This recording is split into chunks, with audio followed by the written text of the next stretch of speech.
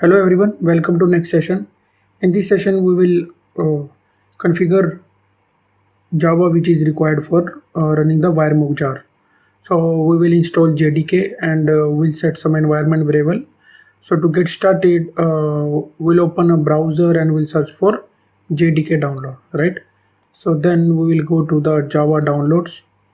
So now one thing to note here is the Wiremock supports so many of the features were added in the J for JRE 8, right? So it is highly recommended you should go for JRE 8 or above. So the thing here is you can also go with the latest JDK, that is 20 or 17. It will work, right? So but if you are using suppose JRE 1.7, then separate jar are required which are shipped by Wiremock.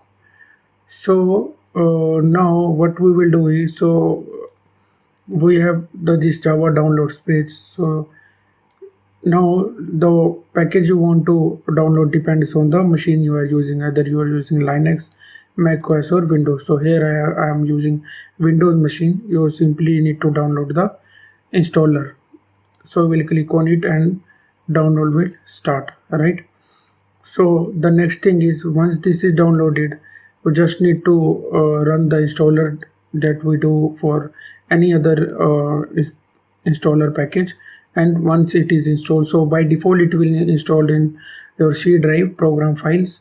So I have already installed the Java JDK. So I have two JDKs with me, JDK 17 and JDK 19. So we are done with the JDK installation. Now we need to configure the environment variables. So for this we need to do two steps. We need to add Java home environment variable and point to the JDK directory. So this is the JDK directory. I am currently using JDK 19. So this is the JDK directory. This is the path. So what we will do is we go to environment variable. Then what we need to do is we need to create a new variable here, that is Java underscore home, and need to enter the path here, right? So I already have it, so I will cancel this. So this is the JDK I have, and the next thing you need to do is you need to edit the path variable and add this path, which will point to the pin folder of the JDK directory, that is this one, right? So let's do that as well. We'll go to the path variable. So now as you can see, it is already added. So if you want to add it, you just need to enter it like this.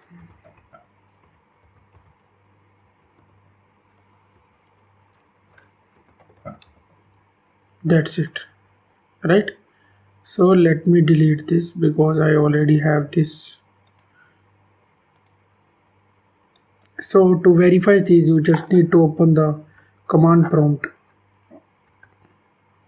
and we'll use Java dash to check this.